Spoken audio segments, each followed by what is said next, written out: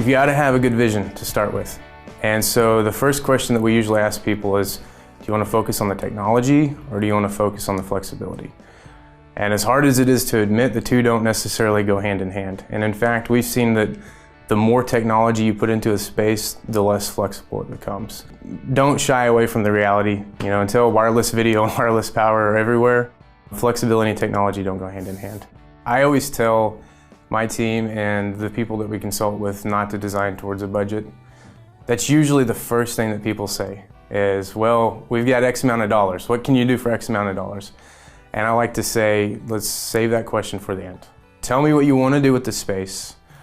Let's talk about some of the different options you have, and we'll save the money question for the end. And so you can do active learning with next to nothing. It's a very simple concept, and we've been doing it for decades.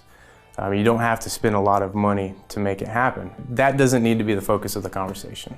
Everything has what we call the non-negotiables. So the active learning spaces that we have to have lots of writing surfaces, whether it be whiteboards or the whiteboard paint on the walls, or glass, or tabletops that have been finished, places for people to write. Some technology, not necessarily a lot of technology, but at least basic presentation.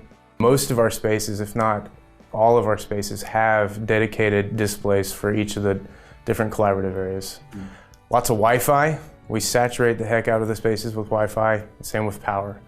And so as long as you have connectivity for student devices, places for them to write, flexible furniture for them to move around, then active learning can happen. Focus on being realistic. You don't want to cram too many people into a room. So, real estate is it's prime property. And if you've got a room that seats 60 before renovation, you want it to seat 60 when you're done with it. But you have to give a little bit for space. It's got to be open. You've got to give people flexibility to move around. And so don't be afraid to eat up a little extra real estate. You need to focus on long-term operational and sustainability of the space. You can't just dump it in people's laps. You need to be considering how faculty are going to be brought into the space, how they're going to be trained to use the space and the technology, as well as how to change their teaching styles. And you need to think about the ongoing support for all those different areas.